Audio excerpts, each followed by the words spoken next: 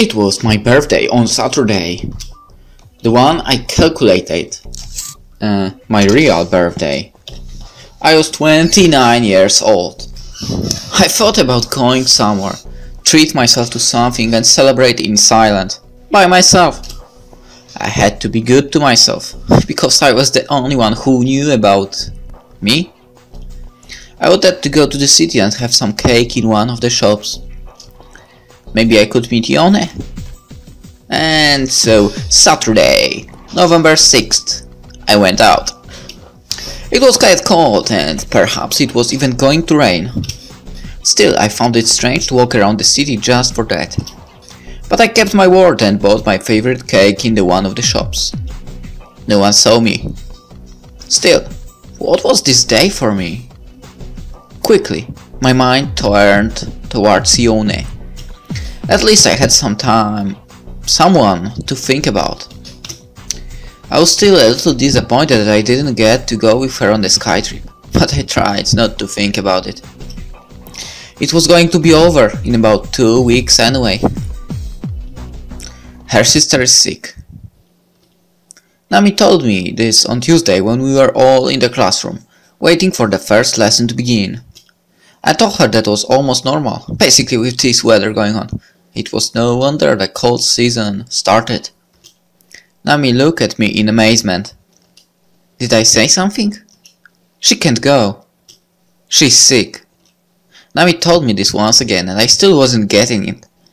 Go where? And then I realized.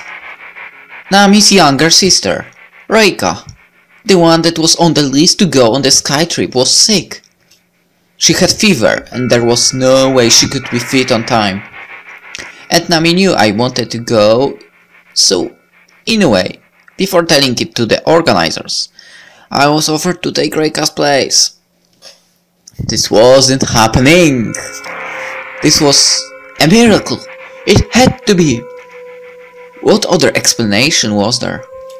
My thoughts were running in millions of directions now. I had to go see Mr. Hayaki over the break. Tell him I was going instead of Reika. I was sure I'd get in now, because last year 2 people also switched places like that.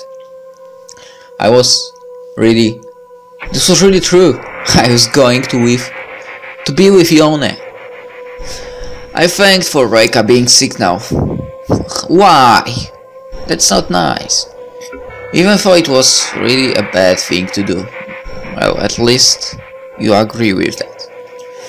Mr. Hayaki just asked me whether that was okay with my parents and asked for my address and phone number. I was in! I was in! I'd have to ask my parents, but there was no problem in that. I hardly noticed how the rest of the day passed me by. I was daydreaming all the time, and that I had no idea what was going on around me. It was such a different feeling now. I realized just how much I was sad because of that I couldn't go. I thanked Nami 2 or 3 times for being so kind and remembering me, because so I told her I was wanting to sky so much. Hey, wait a minute. If I remember correctly, you can't use wand with Inge, right? Like present continuous doesn't exist for a wand. Or am I wrong? I basically suck with theory, and I never knew theory, to be honest. Well, whatever. Let's continue. And we were to leave in 3 days. This was too fast for me to be to completely absorb the happiness I will be facing the next week during the sky trip.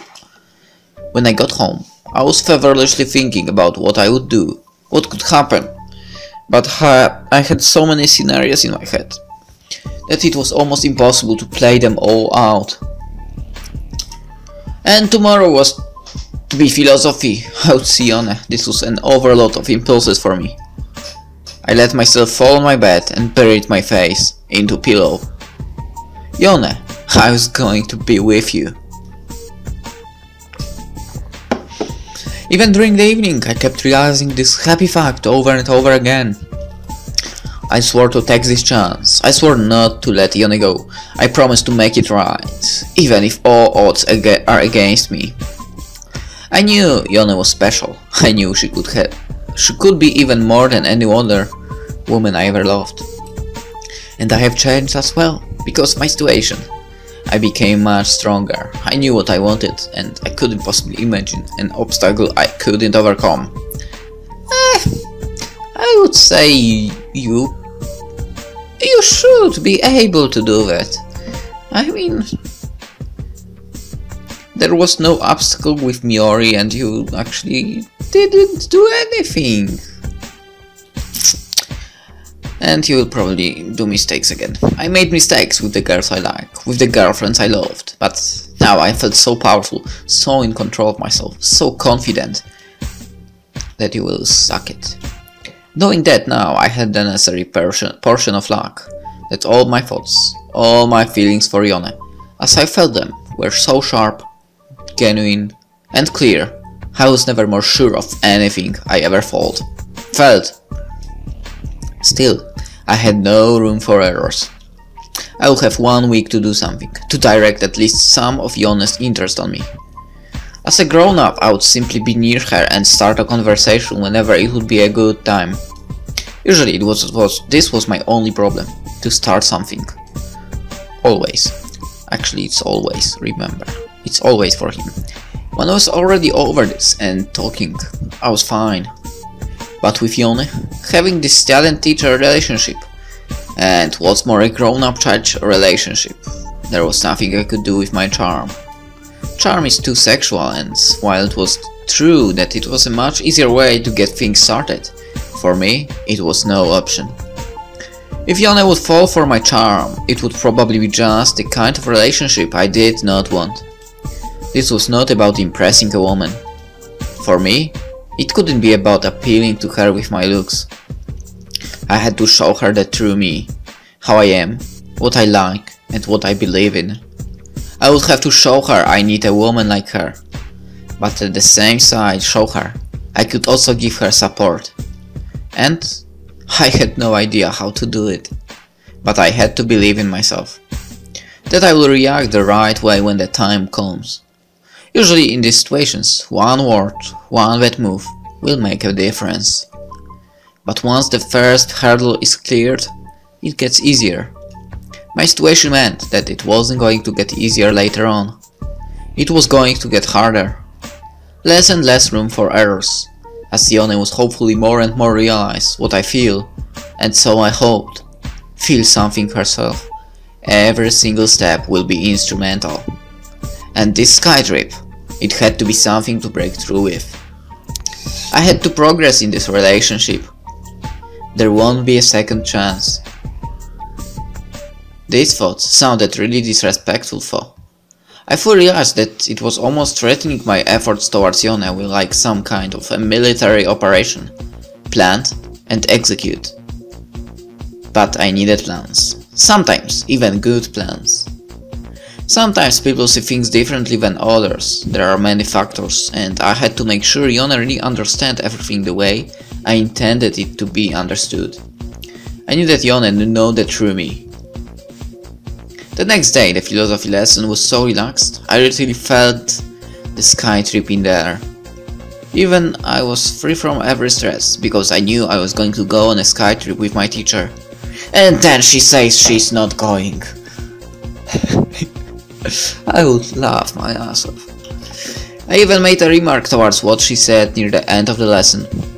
It was about one aspect of the philosophy we were just analyzing.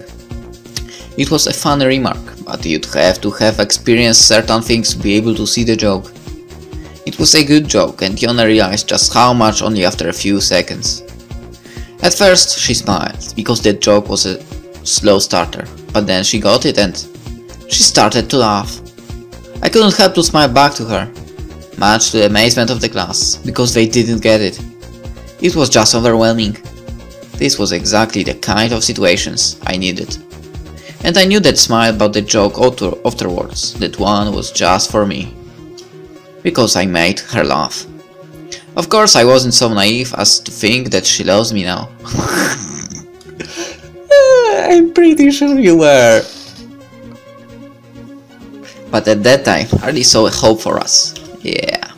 For the first time, it was a Wednesday where I wasn't in a way unhappy about the lesson ended. Because it meant only 2 more days before we would go on the sky trip to the Kusakawa mountains. Where I was thinking how things could be on the sky trip, or anything else for that matter. I never knew the real looks of things and places or the surroundings, so when I was dreaming of what would happen, I had to invent all the set pieces for that dream cinema. Oh my goodness, please don't tell us what you dreamed about. And ever so often happened that the situation then came and everything was different. I'm sure it was something like, oh, she fell and can't get up and I was for the rescue. It made me feel like all my thinking about the situation that would happen was in vain, because I couldn't use the experience from my dreams to my favor in real life. And so I had to make up so many things for this Kisukawa trip as well. Still, I had a nice time dreaming of how I would get lost in the forest with Yona. Or we would race each other down the hill. Or I That's what I said about. Well, that's what I was talking about. Or I save her life, or maybe we get trapped in an avalanche, or there's going to be some bad guys we'll have to escape from. Perhaps there will be a cable car and it will stop and I will be alone with her inside. For sure. I know how ridiculous that sounded, but then again, why not? Cable cars sometimes stop, so it wasn't all that unusual. And so, this was my chance. I had to use it, not at all costs, but I had to leave at least some impression on Yona. There would have to be moments during that sky trip where there will only be the 2 of us. Not necessarily physically alone in a room, but with our minds, much like the situation with the joke. It would be a success to have 3 or 4 moments like this. That would be a success. I had to make it Mione notice. I hoped she would feel good in my company and that she would realize it. That was the only way, and it was very near. 2 more days and then it's Saturday.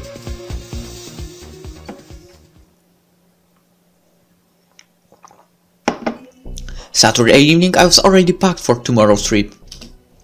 I understood it was going to be quite a ride, about 6 hours from our city. Luckily for me, we could borrow some skies at the spot, so I didn't have to carry all that gear with me. And it was going to be for a very low student price, so that made my decision easier. Some people couldn't even think about riding on anything else than their own skies, but to me, skies were not that important. And it really was great in my scam I hatched during the weekend. It had a good chance to succeed and I was just too curious if it really would work that I couldn't wait until tomorrow. I would cause some heads to turn, but it wouldn't be that bad. And if it would work, well, then I would just have to congratulate myself to my genius. I got up at 7:30. I calmly took a shower and after the breakfast said goodbye to my parents. I have insisted on them not driving me to school because I could very well manage my travel bag, and other than that I had nothing else, so I could take the bus. The bus came at 7:48. Right on time. I got on and waited and I already could see Mizumi grounds from the distance. I could see that on the parking lot there was a bus. Everyone was already inside, only the driver was standing around with one of the teachers. And that was the beginning of my performance. I got off the bus and started running towards them. They spotted me and made a face that said something like, "Finally!" I apologized and threw my bag into the compartment that the driver had opened and noticed that after saying something obviously to me, the teacher went inside the bus. That was what I wanted. I even tried to tie my shoelace so the driver would go in before me. And so it happened. I was the last one on the bus. This was the situation I wanted. I could not talk to anyone. No one knew when I would come. But the last part of my plan was yet to be carried out. Now I needed luck. I stepped up into the bus. The door closed and before me there was an aisle full of students on either side of the bus.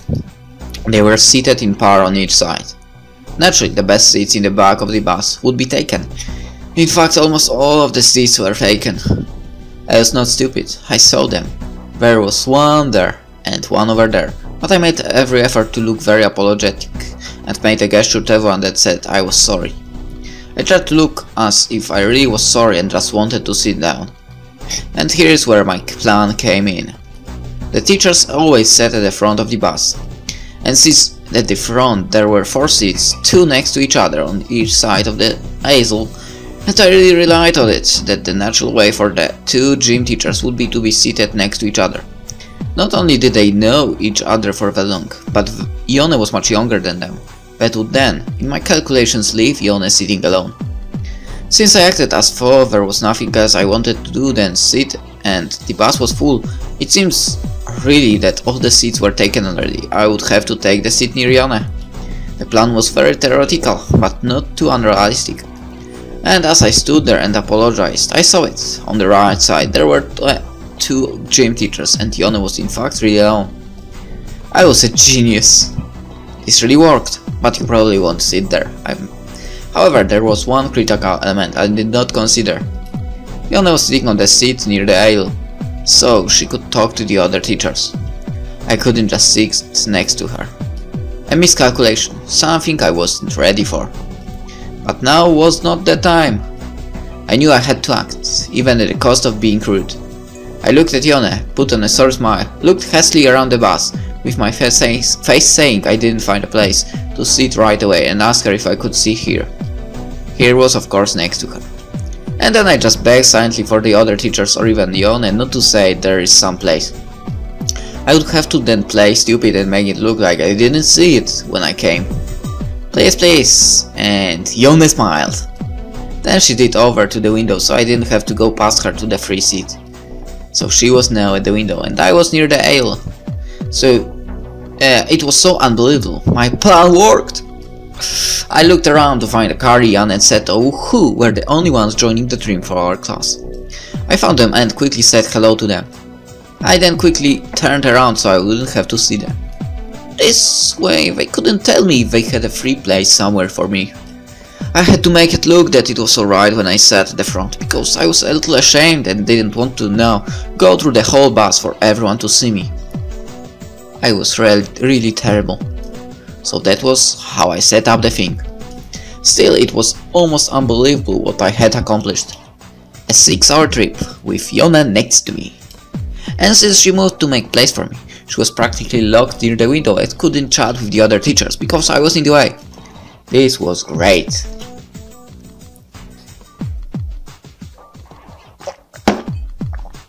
The driver started the bus, headed for the roads and announced the trip. When he said those magic words, 6 hours, I couldn't be any luckier. What if that was 8 hours? But then he said something about a 30-minute break where we would stop to get some food. That was bad, and that was the second thing I never took into consideration. I would go out of the bus and meet my friends. Sure, they would want me to go and take a seat somewhere near them. There would be no excuse now. That was bad and I had to think of something. But even if that wouldn't work, I would still have 3 hours with Yone. Even that is great. She asked me why I was so late. Yone actually started a conversation. Naturally, I was prepared and told her that I had a lot of things on my mind, and to tell the truth, I just thought it was half an hour later. It was admit tickets, but it sounded more realistic than the obvious dead batteries in the alarm clock. I also told her that officially dead batteries were the cause, while hitting to the 2 teachers. She smiled. And then we talked. There was so much, I thought we would never stop. The talk with Yone was just as great as talking to Kotone, although Kotone was just a very nice person to talk to. Yone was a very nice person to talk with. I could really feel the conversation is normal, with certain depth because of the experience of Yone. It felt so great, really, after so much time, to talk to someone like her. I had so much on my mind, and Yone was also not silent. I think sometimes one can really feel if the person one is with is comfortable and enjoying. I didn't want to think Yone did something she really didn't, but I just felt that she was enjoying the conversation as much as I was. Mostly when I said something and she had the same experience, there were many times we found such common areas. We talked about everything that came into our heads, and we could talk about everything. It was almost a little frightening. I felt Yone was maybe a little surprised that our conversation was flowing so smoothly. It was as if both of us had so many things to say to the other, and we almost never stopped. I even noticed that from time to time Yone would just burst out something that she wanted to say, as if it was the first time she had a chance to tell someone and was afraid it could go away. But she was right, I also had so much to say. I wanted her to know that other things and more, and at times I just had to stop. It was too horrible, so sad, but I had to restrain myself because I was her student. If I was a grown-up in appearance, I would let this conversation go on the way it went, as I never felt such intensity in a conversation before. There was so much, so many things to feel from the voice of Yone, so many things to feel from the way she moved her hands while she talked, and I would always want to know how much more about a woman who I could have such a great talk with. I even noticed something like that from Yone. A few times I knew she wanted to say something she would normally say if she were talking to a person her age, slightly sensual. It would have been normal in a situation like this, but indeed it wasn't. Still, this was so great, so intense, that I got dizzy when I realized it during the break that came after the 3 hours. The break.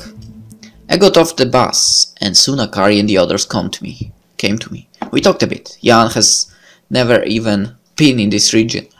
I tried as hard as I could, but there was no way. Akari said there was a free seat where they were sitting. When we got back on the bus, Yone was already sitting at the window. I felt so sorry for her. She actually sat at the window so I could sit there. It was enough to bring tears into my eyes when I thought about it later. I felt so sorry for her. But I had to go to my friends. It wouldn't look good. I hoped she'd forgive me. Even though I really couldn't know whether it even bothered her. But I was so soft and feeling because of that conversation we had, that I assumed so many things. I hinted at the others to apologize, that I had no choice but to go with them. She nodded and took the place near the aisle, so she could talk to the teachers. That made me feel even more sorry. Yone, poor Yone.